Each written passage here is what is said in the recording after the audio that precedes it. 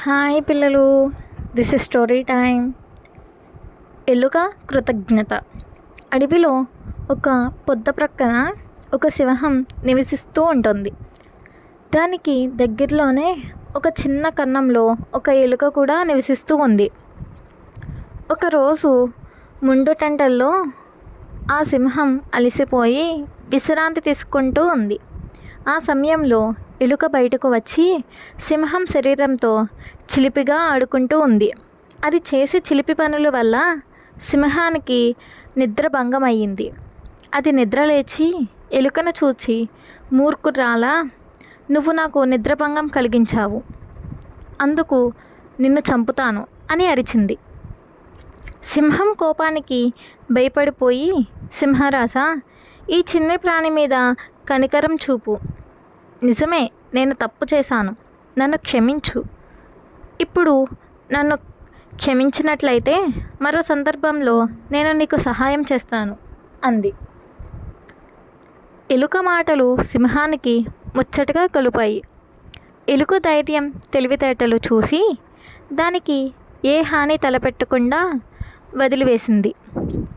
రోజులు గడిచిపోయాయి. ఒక్కసారి మామూలుగా సింహం వేటకు వెళ్ళింది.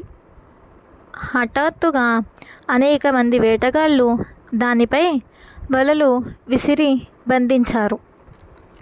సింహం బయటపడలేకపోయింది. సింహం సహాయం కోసం అరిచింది. ఆ కేకను విన్న ఎలుక సింహం కంఠంలో ఉన్న బాధకు కదిలిపోయింది. తనను చంపకుండా వదిలేసిన సింహాన్ని కాపాడాలి అని నిర్ణయించుకుంది ఎలుక. వెంటనే వెళ్ళి వలలో చిక్కుకున్న సింహాన్ని చూసింది. ఆ మరుక్షణమే వల దగ్గరకు వెళ్ళి దానిని తన పళ్ళతో పటాపటామని కొరికివేసింది.